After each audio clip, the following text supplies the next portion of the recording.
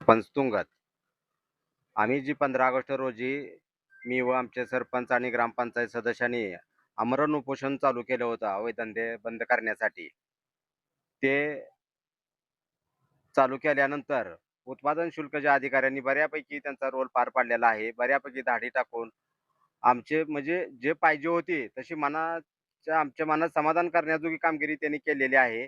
तशी कारवाई केलेली आहे आणि जी काय थोडीफार शिल्लक कारवाई राहिलेली आहे तसं त्यांनी लिखित दिलेलं आहे की 3 महिन्यात पूर्णपणे तुमच्या गावातल्या अवैध धंद्याचं समूळ उच्चाटन करून टाकतो, असं त्यांनी लिखित आश्वासन दिलेलं आहे. आणि ते आम्हालाही पटलेलं आहे. आणि जे 2 दिवसात त्यांनी कारवाई केली, त्यांचा ते धडाका कारवाईचा बघता इथून 3 महिन्या अजून त्यांनी मागितलेल्या 3 महिन्याच्या मुदतीत ते 100% या आमच्या गावातल्या अवैध धंद्याचं समूळ उच्चाटन करतील हा विश्वास बसल्यामुळे आम्ही आमचं आंदोलन तात्पुरत्या स्वरूपात स्थगित करीत आहे.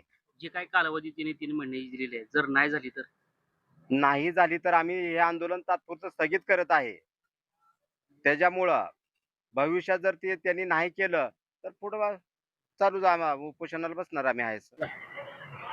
हे आंदोलन चालू असताना आम्ही तालुका पोलीस प्रशासन व DYSP असतील किंवा जिल्हा पोलीस अधीक्षक असतील यांनाही निवेदन दिले होते. परंतु आज 15 दिवस होऊन सुद्धा त्यांचं आज तागायत आम्हाला साधं चर्चेला आमच्याकडे यायच सुद्धा धारिष्ट झालं नाही किंवा त्यांनी तेवढी त्यांचं औदार्य दावलं नाही. या मागे त्यांचं काय भूमिका आहे हे माहीत नाही. आम्ही उपोषणाला बसल्यानंतर प्रत्येक वेळेस कनिष्ठ दर्जाचे अधिकारी 3 वेळा आमच्या संग चर्चेला आले. 3 वेळा विविध कनिष्ठ दर्जाच्या अधिकाऱ्यांना पाठवलं, जेणेकरून त्यांना काय अधिकार नाही आणि त्यांचं एकच मत, आम्हाला काय माहित नाही आणि आम्ही असं करू. म्हणजे असं काय म्हणजे त्यांच्यावर विश्वास ठेवण्याजोगं असं काही त्यांनी सांगितलं नाही किंवा काही कारवाई केलेली नाही. तर आम्हाला अशी शंका येते आणि पूर्ण ग्रामस्थाला अशी शंका येते की हे गावात जे आमचे अवैध धंदे चालू आहेत ते 100% ह्यांच्या वरद हस्तानेच चालू आहेत. यात आता आमचा विश्वास बसू लागलेला आहे. तरी इथून पुढे जर तुंगत मध्ये जर अवैध धंदे चालू झाले किंवा ही लोक तडीपार आमच्या मागणीवर तडीपार नाही झाली तर ह्याला सर्वस्वी पोलीस डिपार्टमेंट जबाबदार असेल आणि ह्याची नोंद सोलापूर जिल्हा SP साहेबांनी घ्यावी. अन्यथा इथून पुढलं तात्पुरतं आम्ही स्थगित केलेलं आहे आमचं उपोषण. परंतु तिथून पुढल्या काळात जर आमच्या गावात अवैध धंदे चालू झाले किंवा याला प्रोत्साहन पोलिसांकरवीच मिळालं असं आम्ही समजू आणि त्याच्या विरोधात आम्ही परत 2 मेच्या आसपास पोलिसांच्या विरोधात आम्ही आमरण उपोषण करू. आणि माझी SP साहेबांना म्हणजे एक विनंती आहे ग्रामस्थांच्या वतीनं की इथले जे काही कनिष्ठ अधिकारी असतील त्यांची ताबडतोब बदली करा. 2 ऑक्टोबर आम्ही सांगतोय, 2 ऑक्टोबर यांनी जर नाही त्यांच्या काही इथल्या अवैध धंद्यावर म्हणजे कारवाई केली तर यांची ताबडतोब बदली करा. कारण का काय झालंय, 3 अधिकारी वेगवेगळे आमच्याकडे चर्चेला आले.